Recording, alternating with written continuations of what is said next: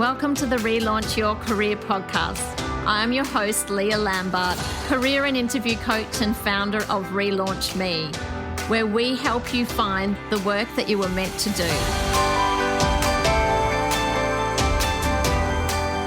Welcome to the Relaunch Your Career podcast. Today I am interviewing Rebekah Murphy, who has made a huge career change and changed countries to pursue a career in UX design. Welcome to the podcast, Rebekah. Thank you so much, Leah, for having me. I'm really excited to chat to you today.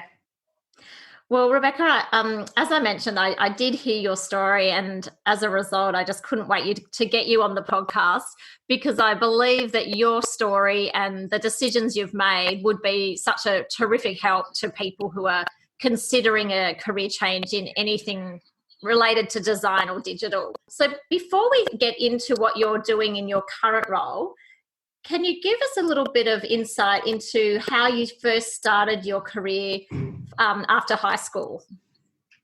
Definitely. So I guess I finished high school and I was trying to figure out what I wanted to do, and I guess maths and like all those kind of like easy numbers and things like that were something that I was super, super interested in. So because of that, I decided to move into engineering. So I did my undergrad in engineering, specifically electronic engineering. Did that for 4 years. Really liked it. I guess by the end of it, I was kind of done with the intensity that comes with that kind of degree. So I'm not sure if you're aware, but as an engineer, you or I found anyway, you focused quite deeply on a specific topic.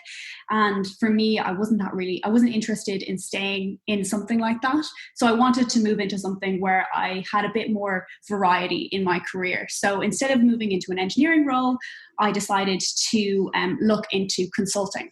So specifically technology consulting. So I still had the technical aspect that I liked from engineering, but maybe a little bit of a difference with regard to like industries and things like that. So I moved into Accenture and I worked there for a couple of years. And can you tell us a little bit about the work that you were doing whilst you're at Accenture?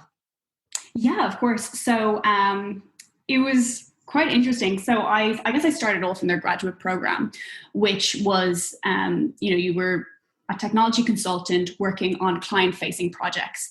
And I did that for about 1.5 years. And honestly, I wasn't like, it was great. Like the people were amazing and my team were super supportive, but the actual content and the projects that I was doing were just not as interesting as I thought they were going to be. So, think massive digital transformation projects, which for someone who's quite junior in the company, obviously isn't very interesting.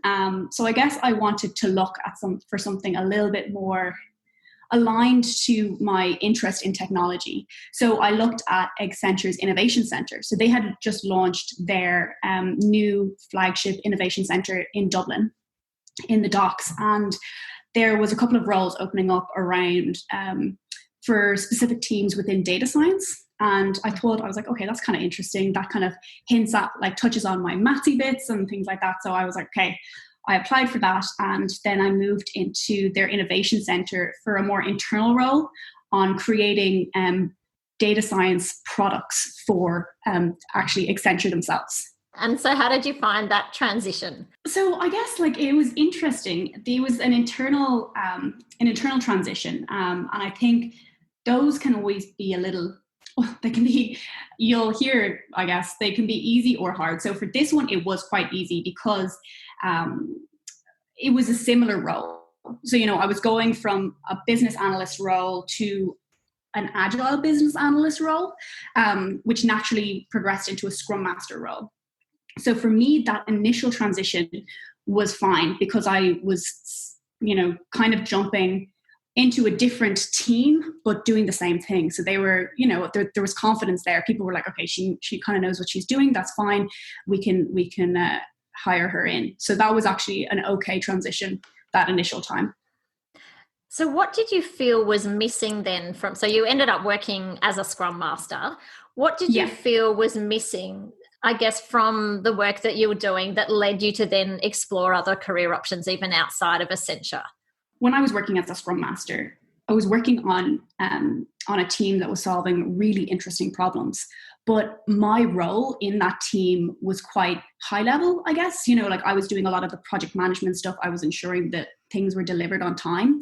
Whereas, for someone who likes getting involved in the nitty gritty details of things and like who likes to figure out and solve problems, I just wasn't getting that from my current role as a Scrum Master. And then I also got the opportunity to see a couple of people working as UX designers. So within Accenture's Innovation Center, there's Fjord, which is the service design arm within Accenture. And I got to see kind of projects that they were doing and even just how they solved problems and how they delivered projects, was so different. And I was just like, this is unbelievable. And I couldn't believe that kind of there was a type of role like that out there. It was something that I was like, this is exactly what I was looking for, but yet didn't know it existed. So yeah, I think it was a bit of a serendipitous moment when I figured that out. And so did you also explore perhaps what the opportunity to move into that area within Accenture at that time? Oh yeah, definitely. Like that was like the first kind of step I took was, I'd done the initial transition before from, I guess, a client-facing technology business analyst role to an internal Scrum Master role. And I was like, okay, so, I could probably just do this again within Accenture. But I did find that because I didn't have any previous experience as a UX designer, it was very tough. And just like, it was interesting because, you talk to one person and they'd be like, oh, you need, a master's degree to become a designer. And I was like, okay. And then another person would be like, oh no, like you can learn on the job. But then when you kind of start applying for internal roles, they're like, oh, but you're a Scrum Master. We also need one of those. And we know that you can do that. So why don't you be a Scrum Master first? And then maybe we can talk about being a designer. And I was just like, okay, this just all seems a little complicated, or not even complicated, but it was just like, there wasn't a direct way for me to get in. It seemed like I would have to work a little bit more in a role that I was already not very interested in before I could move into a role that I was interested in, which is a designer. So Rebekah, look, career change is it's a huge decision at the best of times, and one that I believe, we encourage our clients to undertake a significant amount of research before they embark on the actual jump. Can you tell us a little bit about the research methods that you undertook to be sure that UX definitely was the right career for you? The main thing I did, and one of the big things, was just speak to people. So, in Ireland, like everyone kind of knows everyone. So, it's easy to find people who are in some way connected to someone else who works in design. So I was lucky that through work, I was able to meet people who worked as UX designers, and I got to talk to them and ask them, what do they do for what is their day-to-day like? Does it change? What do they like? What do they dislike? Where do they see themselves in a couple of years? How do they even get to where they are now? Those were a lot of the questions that I wanted to answer. So that was kind of like speaking to people who were, I guess, at my level, my age, or, as a junior designer potentially. Then I also wanted to talk to people who were maybe more senior, who could see me as a potential hire. So I reached out on LinkedIn, or I asked people who I knew were connected to people on LinkedIn who were the senior designers. And I asked them to give me an intro.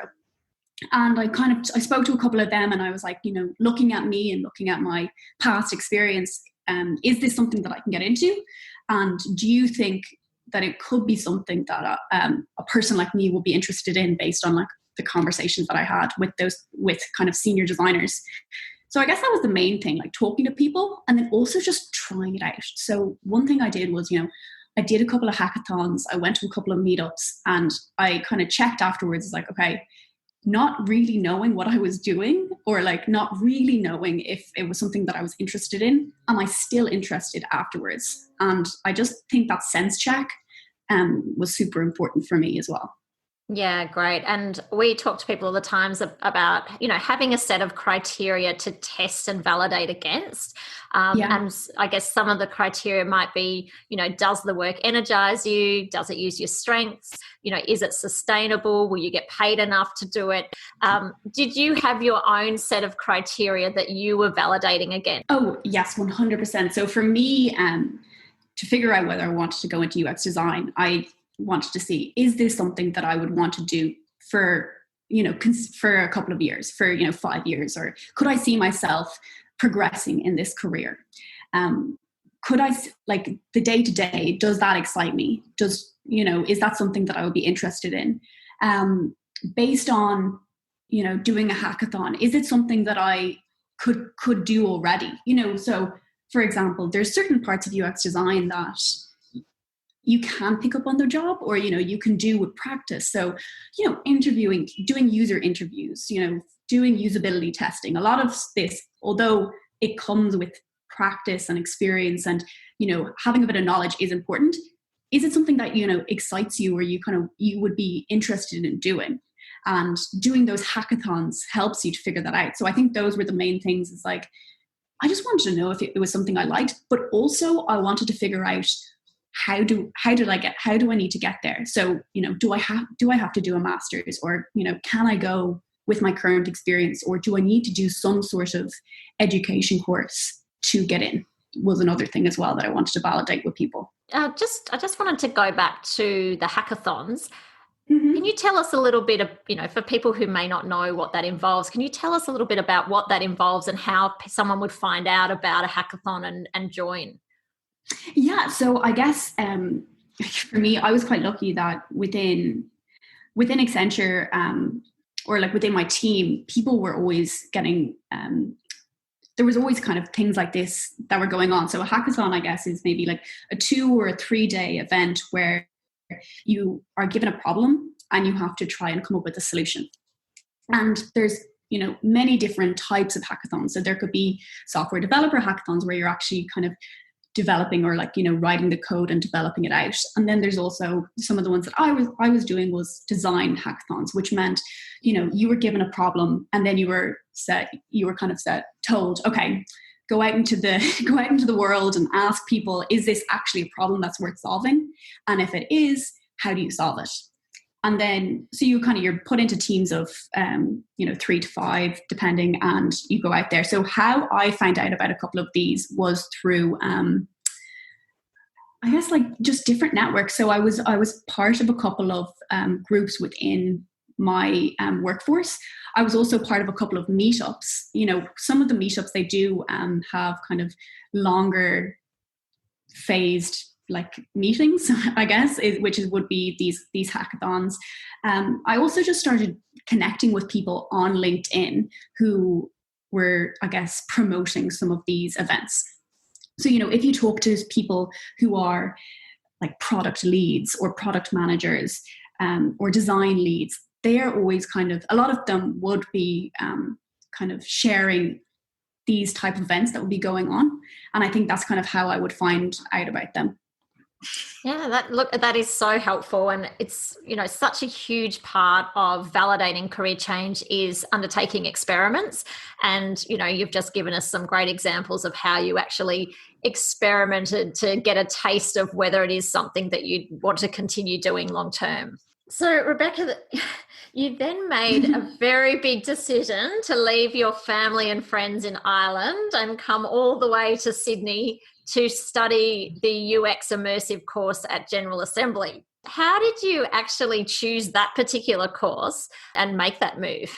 Well, it's typical Irish thing. I think there's anyone in Sydney will know a few Irish people who've made the jump for the weather or whatever it is. But I guess for me, I've always really wanted to work abroad, and it was one of the reasons why I wanted to work for an international company and things like that. So I guess the main reason I decided to move over was I'd spoken to a couple of designers who had actually worked in Sydney. So, I spoke to them back in Dublin and they were like, okay, there is a bit of a design community here, but like, are you interested in traveling? And I was like, oh my God, yes, I really want to move away. I want to move to Sydney. I want to live by the beach, the standard spiel you'll probably hear.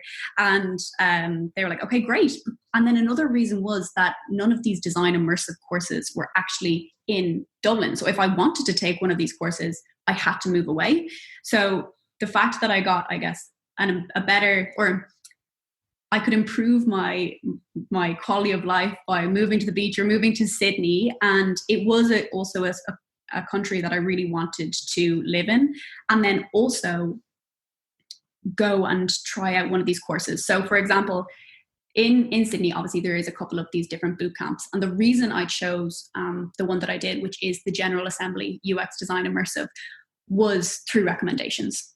So initially I was, there's the Academy XI and UX and the General Assembly course.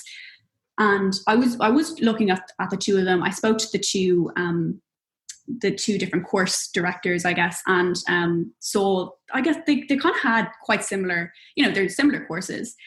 And for me, the reason I chose General Assembly was based off a couple of recommendations that I got from more senior designers. So I asked them, if you had a candidate with this Academy XI or General Assembly, and they were very much like, look, they're very similar, and our only preference might be if you start working in a country that doesn't have Academy XI, because that's based in Australia mostly, or I think solely, and whereas General Assembly has a bit more of a global recognition.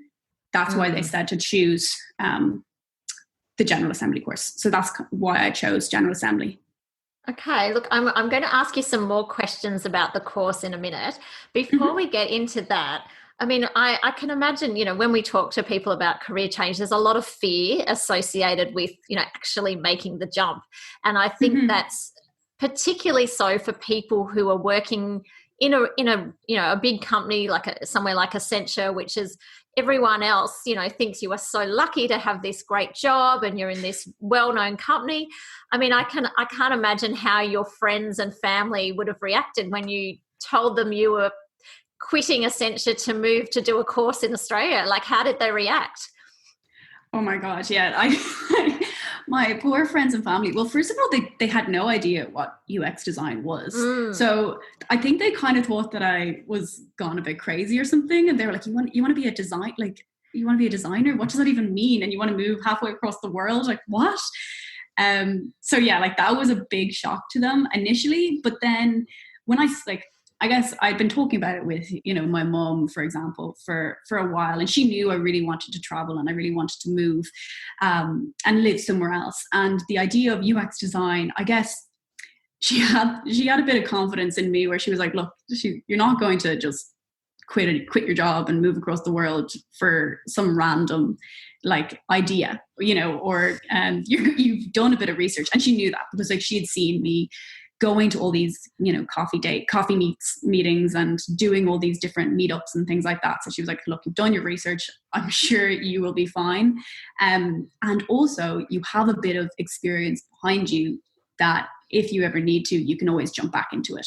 So I think one of the big things that I would say to people is, just make the jump, because if worst case scenario, it doesn't work out, you can always go back to what you've done before because you have that experience, but you'll never be able to make the jump if you're, people, you can always be scared of doing something. I've learned that fear can just help, you just need to use the fear to push you forward. So for example, this podcast,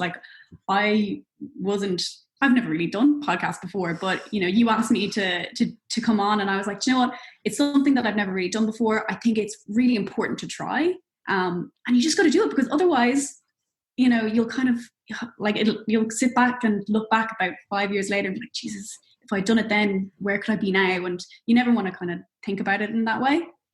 Look, that's right. You might be hooked after this, Rebekah, and start your own. Yeah, exactly. I'll quit UX design and go into this instead. That's right. Well, your story reminds me very much of when I left my first career. I worked as a tax consultant with KPMG, and I remember telling my parents that I was leaving accounting, and I'd completed a Bachelor of Commerce and I'd done a professional year to be a chartered accountant to become a recruiter, which at that time most people who worked in recruitment, you didn't really need a degree, or you didn't really need any sort of education. And I always said, look, I can always go back to accounting if I need to. But like you, I think I'd done the research and I was so sure in my heart that it was going to be a much better career fit for me, that I didn't really once ever regretted my decision. Yeah. And I think I was also, of course, like very lucky. I had a great support system around me. My parents did support me, and I moved over to Sydney with my boyfriend. So he was also very supportive of the big change as well. So I was lucky in that sense. But if you feel it, sorry, that sounds so like hippy dippy, but like if you think it's something that you're interested in and you put that time in to do the research, I think it's something that you should, you should go down that road a little bit and see if it is something you're interested in. Yeah, and that's right. And if you've done the research, then hopefully a lot of the fear is gone by the time you actually make the change. Yeah, exactly. And one thing I would say, and maybe we'll touch on it a bit later, but the experience that you have in any other profession will help you moving forward. So for me, and this is something I would think about, if you do decide to go and do one of the bootcamp courses or any course really, and you have any experience previously, that's how you kind of can stand out. So for me, when I was going for interviews and applying for jobs after General Assembly, the way I stood out was from my past experience. Can I talk to stakeholders? Can someone put me in front of a client? All of these different things, I just played up so much so that I could come across like a strong designer based off my previous experience. That's great advice. So, at the end of the day, you were at GA to learn the technical skills, but then you already had all these great core skills to back that up. Yeah, exactly. And I guess for me, like the main reason I went to GA was to get a job, so like there's a lot of the stuff that you can learn through like Coursera courses or Udemy courses. A lot of the actual like reading around it you could do by yourself, but having the network or the support that GA gave you to have this demo day at the end where they bring in different companies and different kind of hiring arms from different companies, and you get to speak to them and they get to see you and they get to see your work. I think that was a big thing for me. It's like I want to work in this space. I'm not looking to do a PhD in design. I just want to work in it and see if it's something I'm interested in. So that's kind of the main reason I decided to do one of these conversion courses. Okay, so you rocked up, you arrived in Sydney, you rocked up at General Assembly for day one. Tell us a little bit about, the class size, and, I'm really interested also to hear about the background of your colleagues who are completing the course. Yeah, so I rocked up. Oh my God, it was a very bad idea. I literally arrived in Sydney the day before I started the GA course. So I arrived in Sydney, and then the next day I was in General Assembly, which I would not recommend to anyone else because the jet lag and everything. I'd say everyone that met me in the first week or two thought I was absolutely crazy. But so we had a class of, there was 11 of us, I think. Yeah, 11 people. And we had a mix of backgrounds. So I came from, I guess, consulting, Scrum Master background. We had a couple of people who came from, I guess, more development backgrounds. There was one or two software developers, a couple of people from marketing, a couple of people from graphic design, a couple of people from advertising, and then there was actually one lady, and she had run her own cleaning business. And she had come in as well, and she was doing the conversion course to get into UX design. She actually had her own cleaning agency, been doing it for I think 7 years, and then came in. So that was also really interesting to see how why she kind of moved in as well. So it sounds like quite a few of your colleagues had technical backgrounds, but not everyone. Yeah, it was a nice mix. I think it seemed like people had worked in industries that had touched on UX design, so they got a bit of a flavor for it, and then that made them want to go in themselves. And can you just sort of give us a brief overview of, how the course is run and the types of modules that you cover in that course? Yeah, so I guess the way that they structured the course in General Assembly was as if you were doing a project yourself. The different modules were kind of very progressive. So you would start off with the user research phase. So, I guess firstly, like understanding how do you figure out what the problem is, and then based off understanding the problem, doing your stakeholder interviews, doing your user interviews, doing your contextual research. So like a lot of the research stuff that is usually done at the start of a project when you're in a client or when you're in a company, they started with that kind of information first. And then basically you would do a lot of the research heavy, you learn about the research side of UX design. Then you would do a project where you would kind of use the stuff that you'd learned and implement it into the project, and then present that project back to your to the class. And then you would move into, I guess, the synthesis side of UX design. So based off kind of user research and things like that, how do you synthesize the information that you have, and how do you figure out if you're solving the right problem? And I guess it goes through this I'm going to like the double diamond, which for designers, you go from a problem and then you expand out based off research, and then you come back to a problem that is actually based off research, and then you try and solve it, and then based off usability testing, you come up with the final solution. So it's kind of this like expansion, contraction, and that's kind of how the modules were conducted. Sorry, that probably sounds super complicated, but if only I had a whiteboard, I could like draw it out or something. Yeah, no, it's really interesting. That I haven't heard of the double diamond before, so I've learnt something new. And then how did you come to get your first job at the end of the course?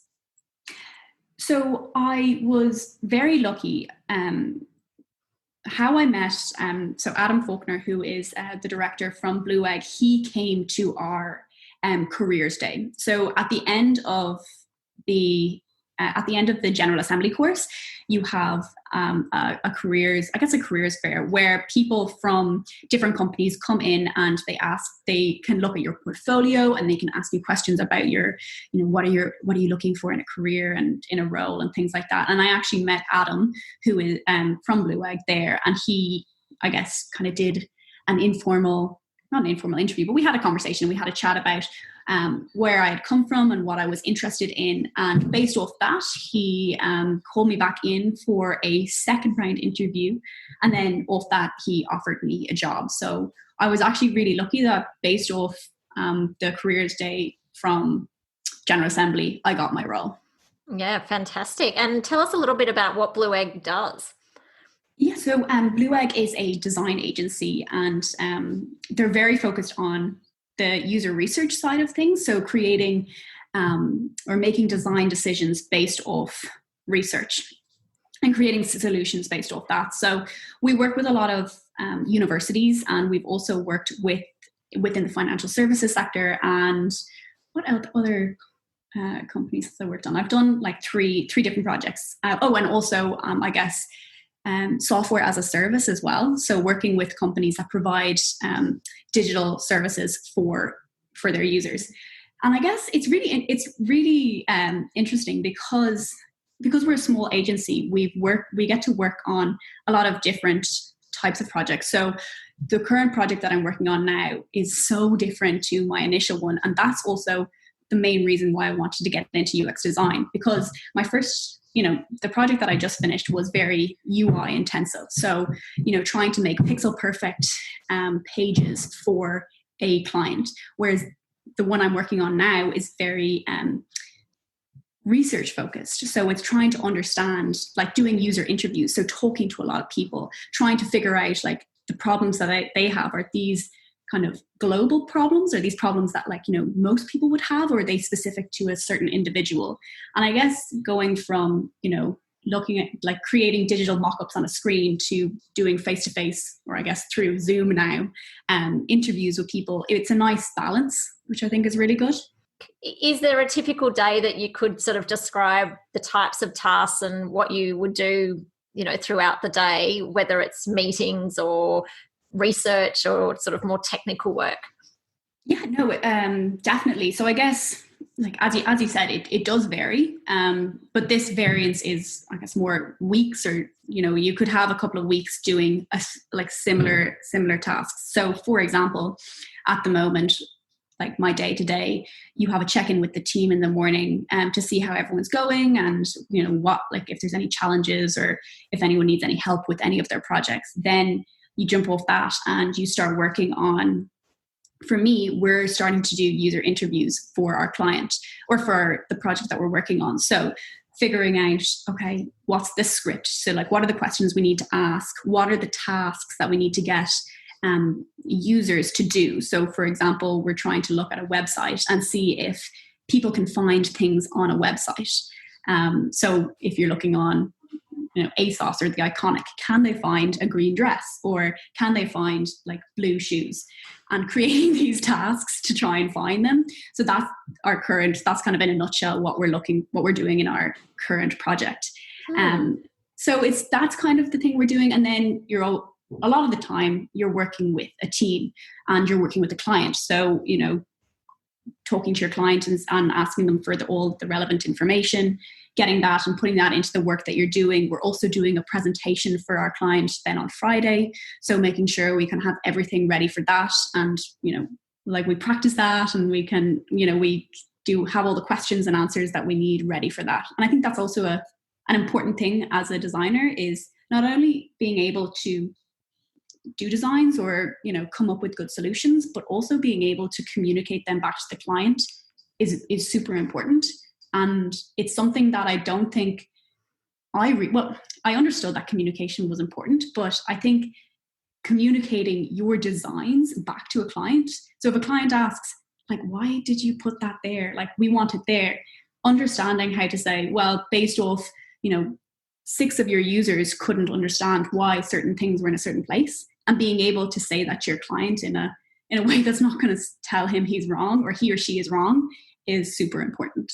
So it sounds to me like there's a lot of people contact and a lot of, those user interviews, would they like when it's not COVID, would those usually be face-to-face, like in a workshop setting, or would they be one-on-one interviews, or would you be emailing them instructions? I think most people would prefer to do face-to-face interviews, because you obviously get a lot of information by the way someone reacts physically to certain questions. So what we usually do is it is one-on-one interviews. So you'll be asking them about themselves and how they interact with the product or service. I've never actually been involved in the workshop. Well, in Accenture, I did kind of workshop facilitation. And that is another way of doing user interviews as well, or getting, I guess, user feedback.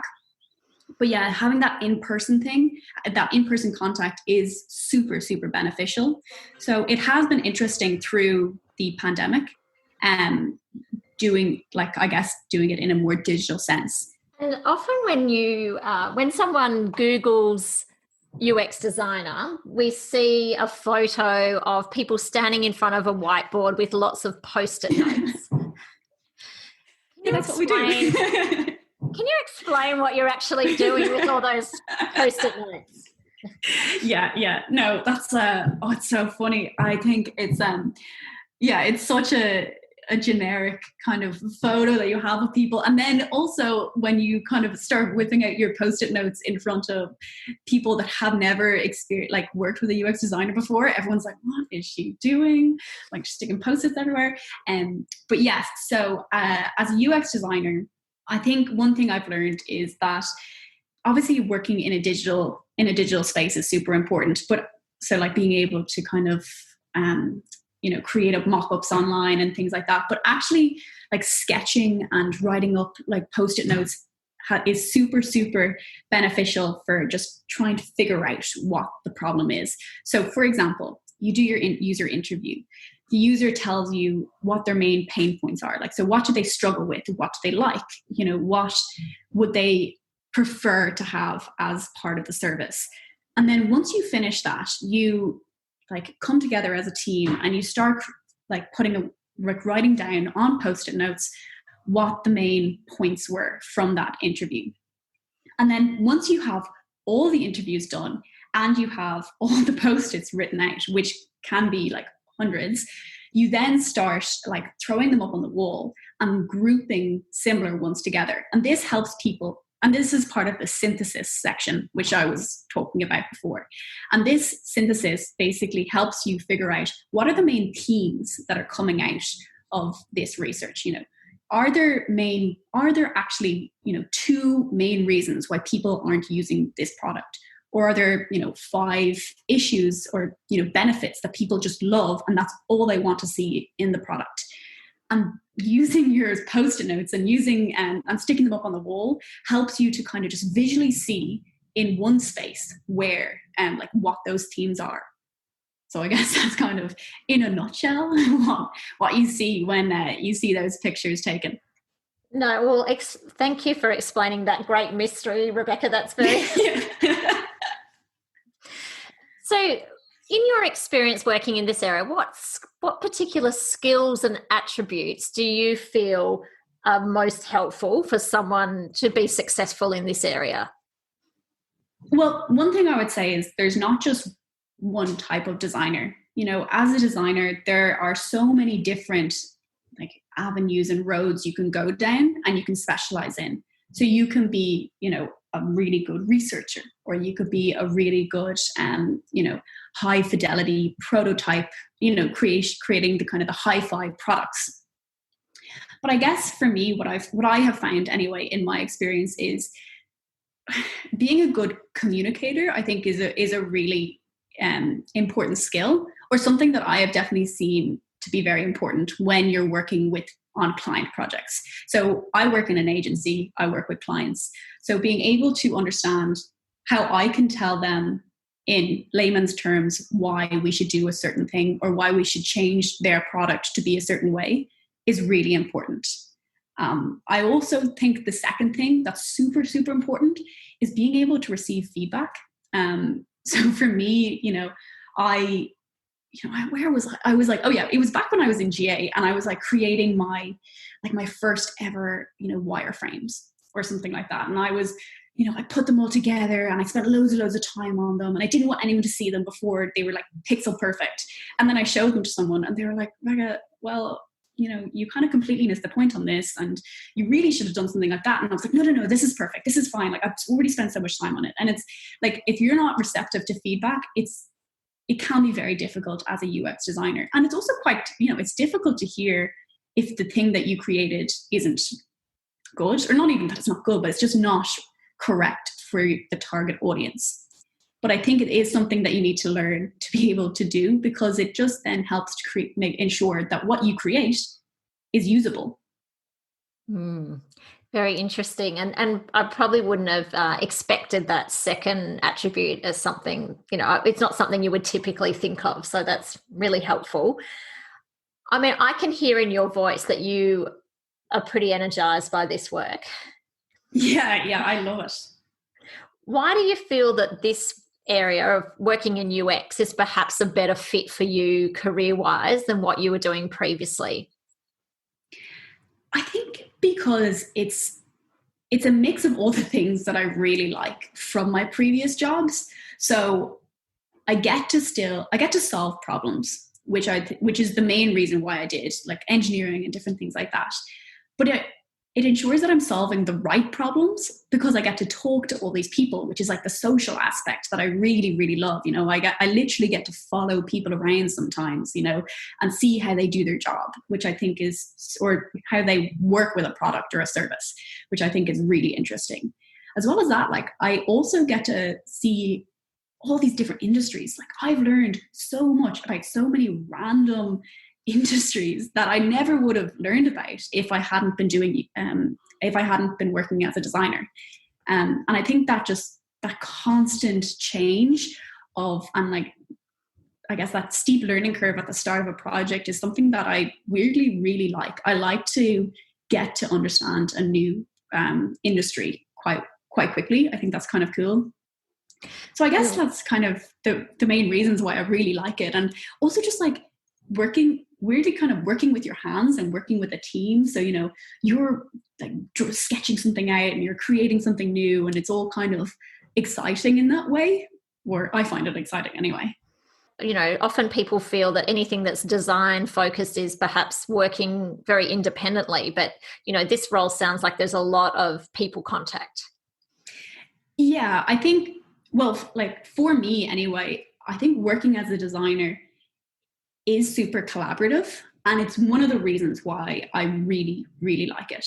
I think if I had to work like by myself as like an independent designer on a project, I would struggle a bit, because that, like, the ability to bounce ideas off someone else helps you to create better ideas. You know, like if you're struggling with something and you start talking to someone else, just the ability of like talking out loud can almost help you come up with the solution yourself. So I think that's one thing I really like. And I guess some of the things that I think people believe about designers is like, you need to be really good, or like you need to be really artistic, or you need to be really good at drawing and things like that, and you kind of work by yourself. Working by yourself, I'm sure that like there definitely are places out there where you would work independently, and like that's great. It's just not something that I would be interested in. But also like being good at like drawing and design is also something I'm not very good at. But I'm good at like, I guess I'm learning to be better at that. But it also isn't something that you need to be. You don't need to be like Leonardo, like Michelangelo or whatever, to be a good designer, which I think is really important to understand as well. Just being able to communicate your designs and stuff is all you need. But there is some level of drawing involved.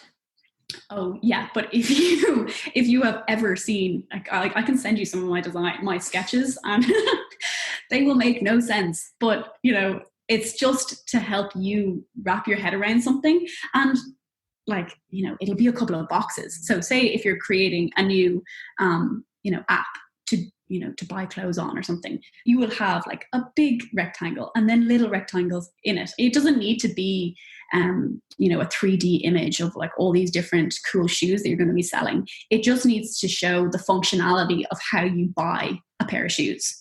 So yeah, I guess it doesn't mean, it's not going to be like the end product. It's just going to show you kind of how it would work. And doesn't need to be, measured and to scale necessarily. Oh my God, no way. If that was what sketches would be for, I don't think I'd ever be able to like finish a project. It's just to kind of help you figure out how everything would sit within within a page or within a screen. So Rebekah, you've been through this experience and you've come to Australia and you're now working as a UX designer. What advice would you have for others considering a career change into UX?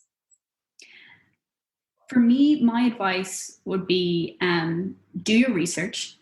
So whether that be talk to people that you know, or reach out to people via LinkedIn and different things like that.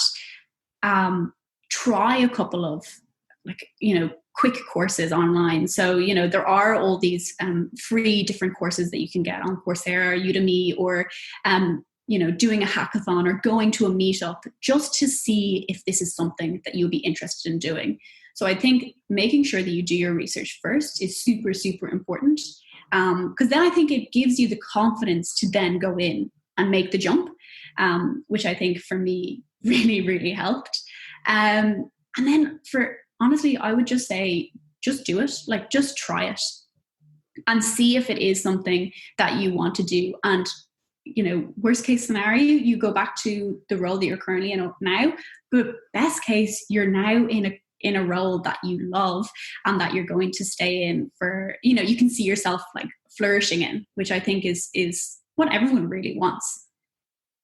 Well, the proof, you are proof that, by doing the right research, doing the experiments, that, you can make a change if you're also willing to put yourself out there a little bit. Yeah, 100%. I think just having a little bit, maybe being a little bit naive. I think I was a bit naive about the whole thing, and I was like, it'll be fine. Everything will be fine. It'll all work out.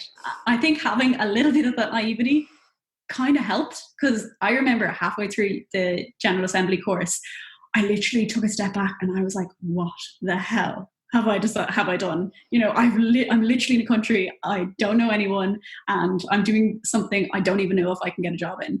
But like, I did it, and then it all worked out. So whatever you do, it'll something, everything works out. Everything happens for a reason. And I think, it's good to have that naivety to just take the jump and do it. And maybe a little bit of Irish luck in there as well. Yeah, maybe you need a little Irish luck. No, I'm sure it'll be fine. But yeah. And one last question, Rebekah. What are your career goals, or what's next for you? So for me, I just really want to learn as much as I can as a UX designer.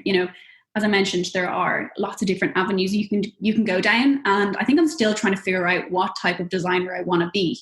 Is it like a UX researcher? Is it more kind of at the end doing that hi-fi fidelity prototyping? Is it a service designer? And then it's like, what type of industry am I interested in? I think I'm like, I've made the jump into UX design, but I'm still trying to figure out what type of designer I want to be.